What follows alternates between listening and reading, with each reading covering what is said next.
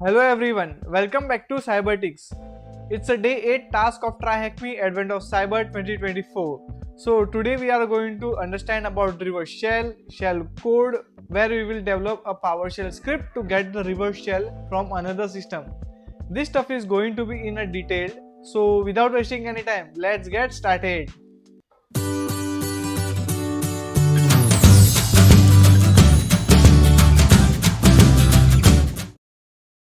So let's just start with the day 8 task, that is about shell codes of the world unite. So Glitch, a skilled but mistrusted hacker, was prepping for a tech conference. He was eager to share his shellcode script that remotely access his home system. As he worked, he noticed mere malwares hackmans lurking nearby. They are wasting their time. I don't have anything they want, Glitch chuckled. So he didn't realize that hidden in his home system was something they desperately sought. A research paper he wrote on Werewolf's defenses, a treasure mere malware was eager to obtain.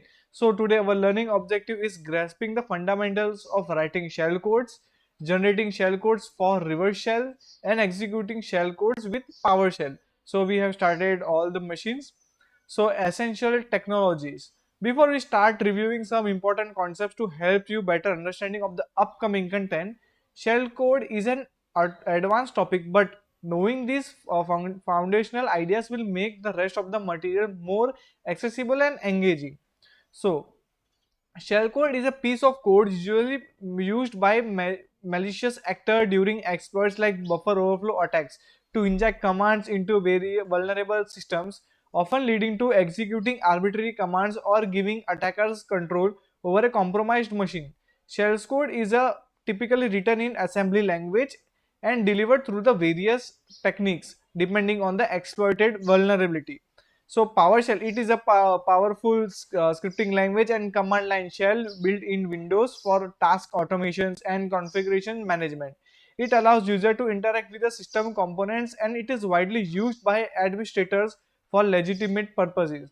However, an attacker often uses PowerShell as an post-exploitation tool because of its deep access to system resources and ability to run scripts directly in memory, avoiding disk-based detection mechanism.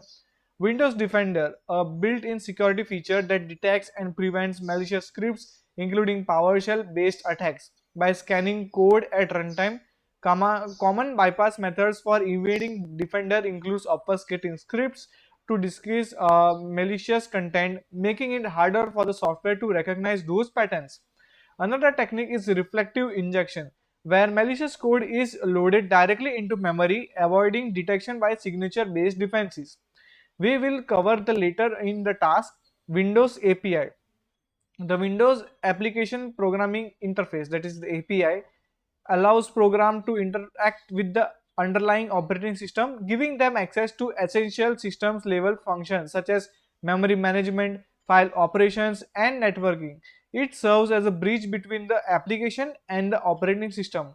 Enabling efficient resources handling. The Windows API is crucial because many exploitation techniques and malware rely on its manipulate processes, allocate memories, and execute shellcodes. Common Windows API functions frequently use the malicious actor include the virtual allocation, creating threads, wait for the single object, which we will use in this particular task. After that, accessing Windows API through PowerShell reflection. Windows API is PowerShell reflection is an advanced technique that enables dynamic interaction with the Windows API from PowerShell. Instead of relying on the pre-compiled binaries, PowerShell reflection allows an attacker to call Windows API functions directly at the runtime. This will enable them to manipulate low-level system privileges, making it primary tool for bypassing security mechanism, interacting with the operating systems, and execute code stealthily. Now, reverse shell. It is a type of connection in which the target initiate send the connection back to the attacker's machines. So this is going to be there where an attacker will send a reverse shell to the victim, and victim is going to, if it is going to be interact with that particular shell, it is going to share a reverse TCP connections to directly to the attacker's IP. where our port number will be 444. So generating the shell code. Let's learn how to generate a shell code to see what it looks like. To do this, we will use a MSF Venom to get a reverse shell. So in the attached box, they have already installed the MSF Venom. We directly have to use this particular command where the MSF Venom -v, we are choosing the payload from the Windows. We need a x64 byte and shell reverse TCP where our localhost, that is the attacker's IP, is going to be added over here, and a random port where we are going to host it out, and -f, it is used for the PowerShell. So let me directly just copy the command, and yeah, let me hit enter. This is another one, so let me just open the terminal,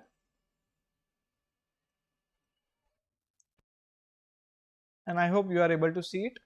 Over here we have to change with the attacker IP to our machine IP. So let me just type it 10.10.225.100 over here and hit enter.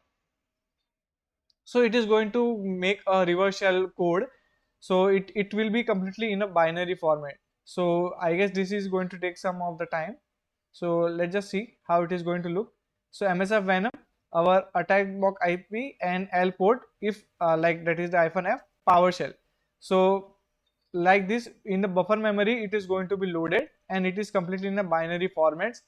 So the above command generates a piece of shell code using MSF Venom where -p Windows x64 shell reverse .tcp, the -p flag tells MSF Venom the type of payloads which we are going to create it, which I have already explained to you.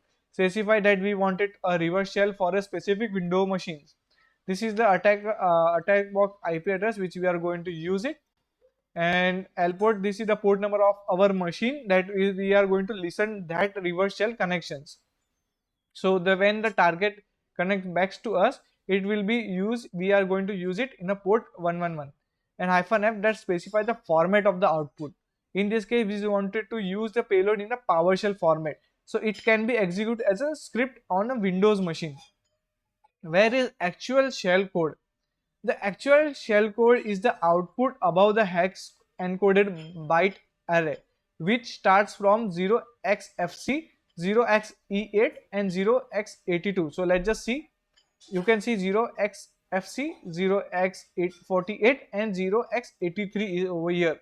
So we have seen that it is going to start at over here, that is the 0xFC. The hexadecimal numbers represent the instructions set on the target machine. So it will be completely hard to understand that 001 and all. So it is better to see the 0xF6.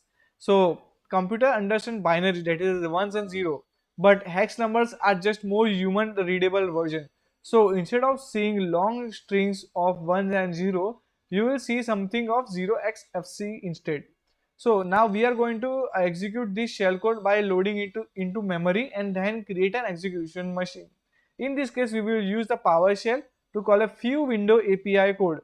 So below is a simple PowerShell script. So they have given a complete explanation of that, what is the virtual allocation, thread creations, and wait for the single source. So let me just directly copy the command over here for now. And I guess yeah, now it has been connected. So before sending it to anything, let me just paste it over here. uh, I guess they have notepad.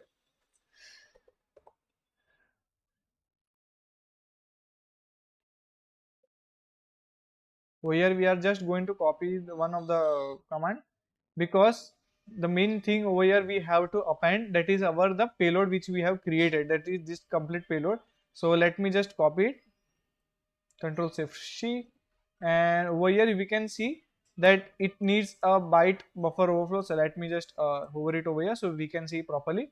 You can see shell code placeholder, so we just have to replace it with our binary.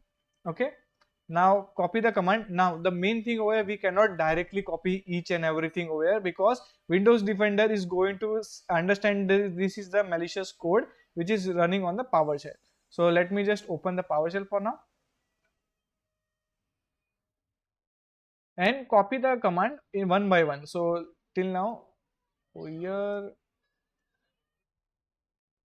Yeah, at till the virtual allocations, we are going to copy it,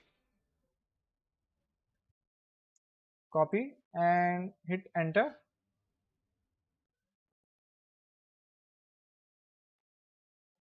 I guess it has not properly copied, so let me just do it. Okay, I guess it is taking some time.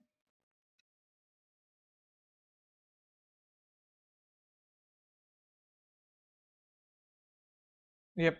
So it is this particular machine is taking some of the time. So we have already copied that. Now we have to paste our this particular payload that which we have created, that is about into the byte buffer. So let me just directly paste it out and hit enter. Now afterwards we have to give this particular command. But before that we have to open our netcat over here. So let me just open new tab, netcat hyphen lvp and triple 4 times 1, so which we have used. So get name info temporary failures in the name resolution. So let me just check it out, what is the nvlp, right? So okay, we have not performed that particular tag. Yep. So we are currently listening on that. Copy and hit paste it out. So over here we will see that we will directly get into the reverse shell of that particular remote machines. So it is going to take some of the time because the machine is slow little bit. So let's just understand the complete code till that time. So explanation of the code. The script starts by defining a few C# classes. These classes use DLL import attribute to load specific functions from the kernel 32 DLL, which is a part of Windows API. Virtual alloc, it means that virtual allocations, the function allocates memory in the process's address space. It commonly used in scenarios like this is to prepare memory for storing and executing the shellcode. Create thread, this function creates a new thread in the process. This thread will execute the shellcode that has been loaded into memory. Wait for single object, this function pauses execution until a specific time finishes its task. In this case, it's ensured that the shellcode has completed execution. These classes are then added to PowerShell using the add type command, allowing PowerShell to use this function. So we had seen over here, that is the virtual allocations. We have used the DLL import of the kernel 32 bit, and we can see we are getting a pointer over here, and after that wait for few of the time, and that particular DLL, if it is getting reverse back, we will get the direct reverse code over there. So storing the shellcode in a byte array.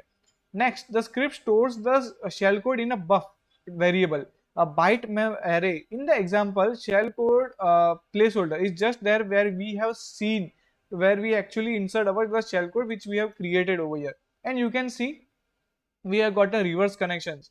So with the help of netcat, we have seen our post has been hosted over here. We have connection received from this particular IP address, and this was the port, and we can have got the Microsoft Windows operations over here. So you can see that without accessing this particular remote and Windows API, we are directly get into the reverse shell.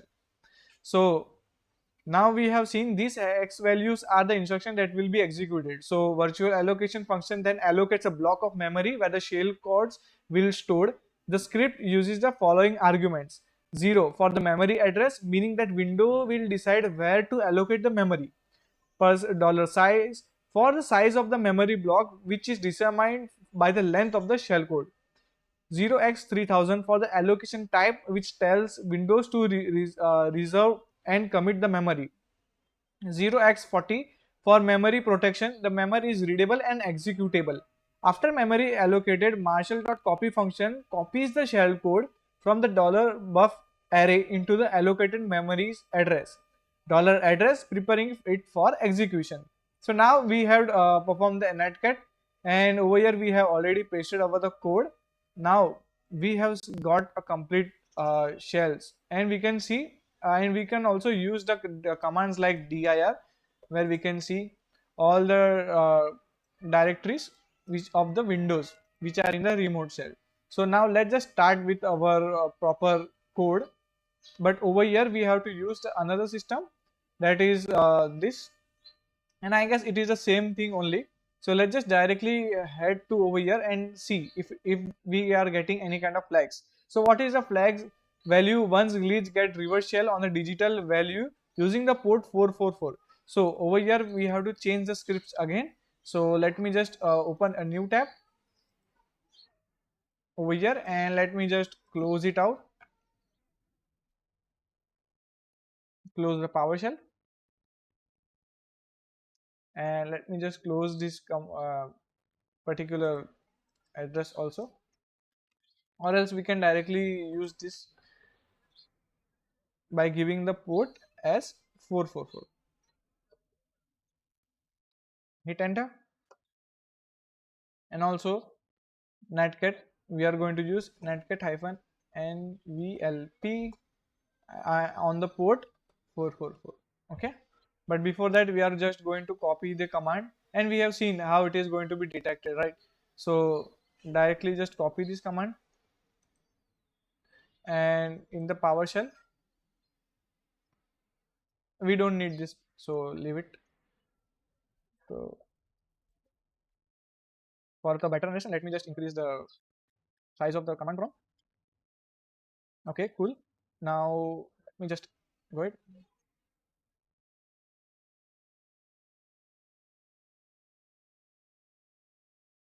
copy, paste,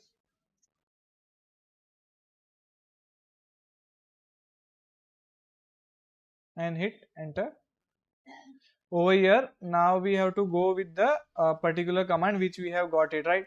So over here copy this particular code and control V and hit enter.